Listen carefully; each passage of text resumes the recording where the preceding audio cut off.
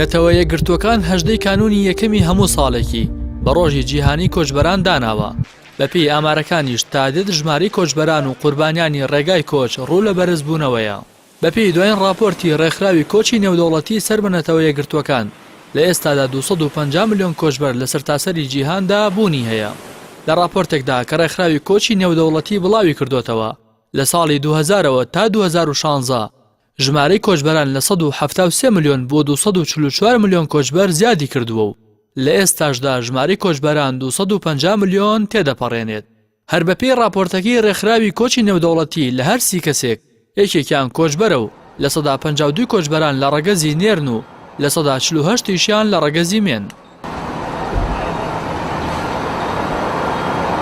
لە عێراق و هەرێمی کوردستانیش بەهۆی بێکاری و ناجێگیری بەردۆخی سیاسی و ئەمنی ڕێژەی کۆچبەران لە بەرزبوونەوەدایە و تا دێت ژمارەی قوربانیان بەرز دەبێتەوە. لەو بارەوە سەرپەرشتیاری گشتی فیدراسیۆنی پەنابەرانی عێراق بە پەیامی ڕاگەیاند لە ساڵی 2015ەوە تا مانگی ئازاری 2017 زیاتر لە 250,000 هاوڵاتی عێراقی وڵاتیان جێهێشت و لە وڵاتانی ئەوروپا داوانامەی مافی پەنابەریان پێشکەش کردووە. لەو ڕێژەیەش زیاتر لە 55 بۆ 60,000 هاوڵاتی هەرێمی کوردستان بوون. ئاری جەلال سەرپەرشتیاری گشتی فیدراسیۆنی پەنابەرانی عێراق وتیشی لە ماوەی 4 ساڵدا زیاتر لە 555,000 کەس لە هەرێمی کوردستان و عێراقەوە بۆ وڵاتانی ئەوروپا کۆچیان کردووە و لەو ژمارەش 274 هاوڵاتی هەرێمی کوردستان لە دەریای ناوەڕاست و دەریای ڕەش و دەریای ئیجە و ڕێگای وشکانی گیانیان لەدەست داوە. ئاری جەلال لەسەر ئەو کەسانی کە کۆچ دەکەن وتی کۆچی ئێستا سەرجەم چین و توێژەکانی گرتووەتەوە. ڕێژەی گەنجان تا ساڵی 2015 لە 80 پێک دەهێنا، بەڵام لە ساڵانی 2016 بۆ 2017 ڕێژەی خێزاندار لە 150 زیاتر بوون. سەرپەرشتیاری گشتی فیدراسیۆنی پەنابەرانی عێراق لەسەر جیاوازی ڕێژەی کۆچکردنی ئێستا بەراورد بە ساڵانی 90ەکان ڕایگەیاند.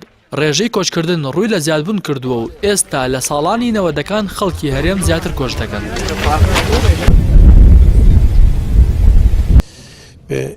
لە چەند ڕۆژی ڕابردووشدا سولەیمان سۆیلۆ وەزیری ناوخۆی تورکیا ڕایگەیاند تەنیا لە ماوەی 4 ساڵی ڕابردوودا 10,771 کۆچبەری نایاسایی لە دەریای ئیجەدا خنکاون.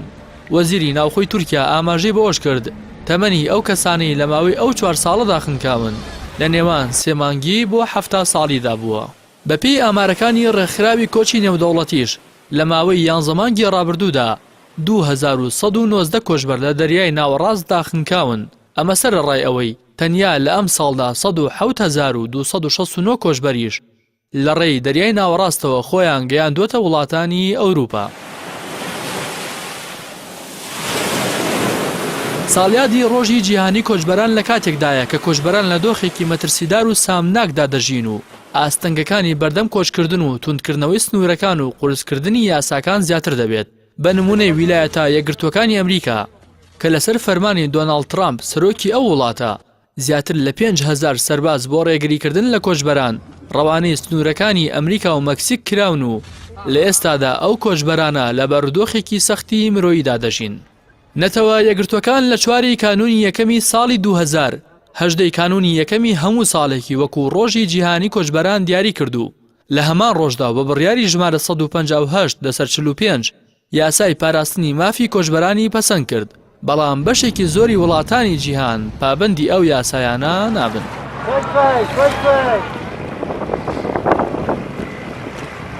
Bueno, mira, la que tiene más cerca,